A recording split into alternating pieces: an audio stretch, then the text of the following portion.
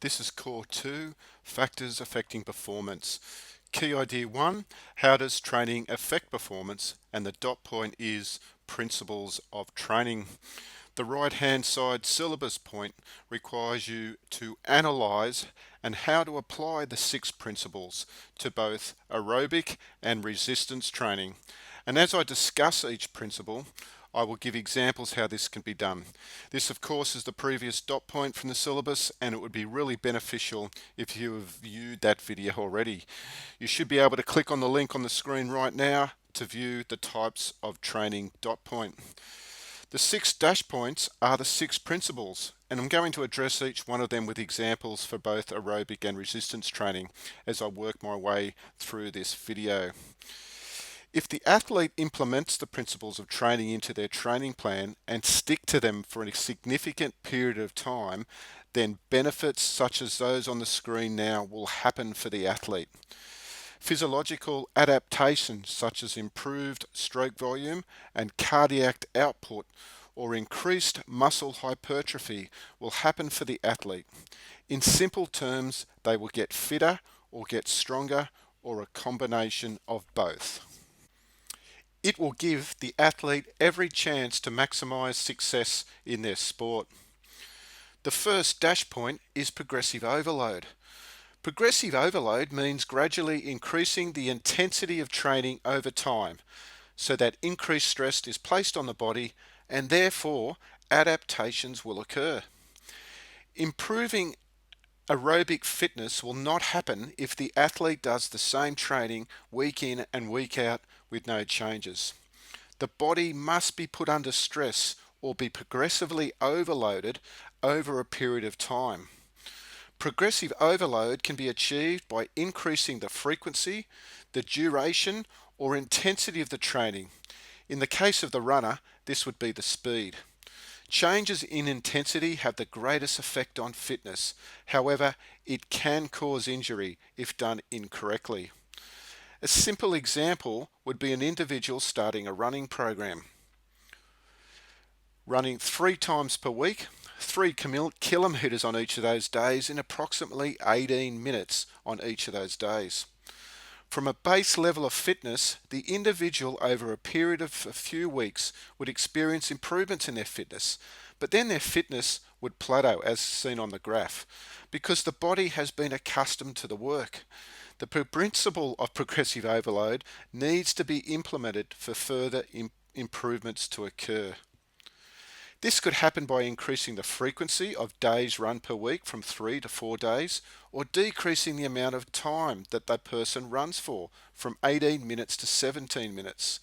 This in effect means the runner is running the same distance quicker. Or the third option, increasing the distance, which the individual runs from 18 minutes to 24 minutes. If the athlete continually puts into place progressive overload into their aerobic training, they will continue to experience improvements in their fitness and their fitness will not plateau. For progressive overload to occur in strength or resistance training, the athlete needs to either increase the number of sets or repetitions used in each exercise or simply increase the amount of weight lifted. Now, example here, Jimmy might be pumping out 50 Ks, 50 kilograms on the bench press for 3 sets and 8 repetitions. And he would get massive very quickly, bro. But then his massiveness would plateau, bro, because he hasn't implemented progressive overload into his training. So instead of doing 3 sets of 8 repetitions of 50 kilograms on the bench press, this could be adjusted to either increasing 3 sets to 4 sets, increasing the reps from 8 to 10, or actually just simply increasing the weight from 50 to 55 kilograms. The second dash point and principle is specificity. It is important that training mirrors the event or game being trained for. A significant percentage of training should focus on the components of fitness that are predominantly used in the sport or activity. Also, special attention should be given to the major muscle groups required. An aerobic example can be seen when looking at the marathon. This event focuses on the cardiorespiratory component of fitness and the aerobic energy system, and therefore training should focus on this component and energy system. Because the marathon is an event that lasts for over 2 hours with a lot of endurance, running needs to be done in training. Long runs should be part of the training program. If an individual plans to run the marathon in 3 hours, then some of their runs in training should approach the 3 hour mark. Specificity also applies to resistance training. Many people undertake resistance training without having an understanding of what it is they're wanting to achieve or improve. Different approaches to resistance training are needed depending on whether the athlete needs endurance, hypertrophy, or strength. 1 to 5 repetitions will give the athlete improved strength, while 8 to 10 reps will provide muscle hypertrophy. And finally, 15 to 20 reps is more suited to endurance. So if an athlete was competing in the shot put, which is a strength and power sport, they would need to be doing 1 to 5 reps for each exercise. Anything more than this, and potentially they would not be applying the principle of specificity.